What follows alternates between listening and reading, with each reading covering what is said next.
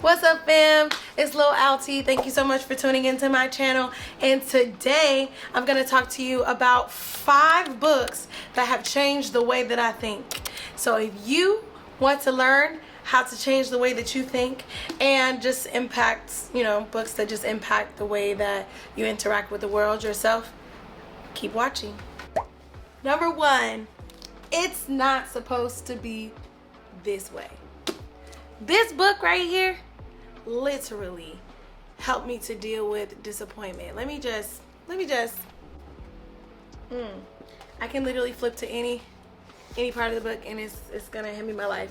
Okay, God loves the parts of me that are delicately beautiful, but he doesn't want me to be fragile like glass. God made me to be strong, but he doesn't want me to get hard and unable to be molded like metal. He wants me like clay, able to stand firm, but still able to be molded and reformed into whatever purpose he has for me. And the only way I can do this is by keeping my eyes on Jesus always. Y'all, first of all, she didn't have to hand me my life like that. And this book just, overall, it just really helps you to deal with the way that you want things to be. So for me, I read this book at a time where I wanted to be married. Y'all. Bombastic side eye. I knew the person who was supposed to be my husband. We can get into that another time. But I knew the man who was supposed to be my husband, but he was like, child, all over the place. I was all over the place because I was so focused on him. I wasn't focused on me and what God was calling me to do. And so, yeah, I had to get out of my own way. And part of that journey for me was dealing with the reality and the disappointments of my timeline and the way that I wanted things to be. So this is number 1. Number 2, Unglued by Lisa TerKeurst. We already have a theme with Lisa TerKeurst, y'all. She be getting in the mental. Lisa TerKeurst in this book actually talked about emotions, and like me, I have a lot of emotions. I'm also a therapist, so I basically specialize in being an emotions teacher. But God gave us emotions for us to be able to experience them, not for them to be our masters, right? And so I feel like reading this has helped me to deal with conflict in relationships. It's helped me to respond in ways that are not so emotionally charged. It's just a really good book that helps with your emotions. So coming in hot at number 3, Uninvited. Y'all,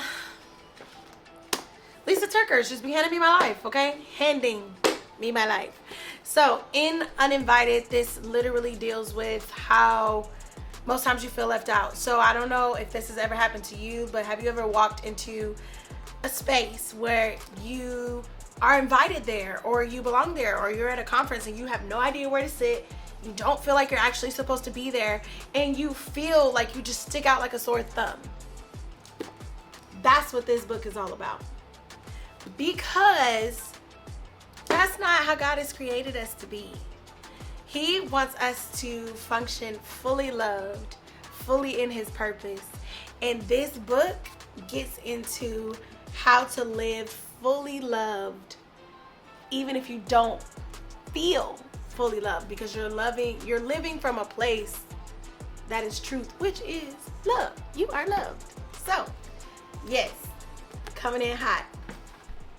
Number 4, You Are Free, Be Who You Already Are by Rebecca Lyons. Now, I go back to this book from time to time because there are different sections that she has in here, like you're free to grieve. So when I lost my grandmother, I picked this book up again to read that I'm free to grieve and to process through what it means to lose someone that I really care about. It also says free to rest. Yeah, so I'll just let this do what it's supposed to do on its own. This book was really great in the sense of helping me to just operate boldly in the purpose that God has given me. And I return to this book so often because it helps me to just exist as I am. I don't have to try to be anybody else. I could just be me. So this number 4. You already know you can't have 5 books that change the way that I think without including the Bible, okay? Specifically, I want to shout out the Passion Translation because it's like poetry. There are times where I really struggle. I'm just being wholeheartedly honest. There are times where I struggle to read the Bible, especially if it's passages that I've read before. So I start to put in different translations, and the Passion Translation is so beautiful. It's literally like a love story written to me. So my favorite psalm to usually read when it comes to the Passion Translation is Psalm 139, because it's just so beautifully put together. But yes, the Bible ultimately is alive and active, and it's there for you to grow and to be corrected and to be loved on and encouraged, all of those things. So yes, pick up your favorite Bible and get into it. If you don't know where to start and you need a love story, the Passion Translation is for you, okay? And that's it. I hope you enjoyed this video. Please comment below if you've read any of these books. If you have any other book recommendations for me, because I love reading. I just have a hard time finding the next book that I'm supposed to read after that. I hope that this has given you a new read. Please like, subscribe, hit that button below, and check out my next video where I'm talking about my hunt for the best psychological thriller book. Okay? Peace.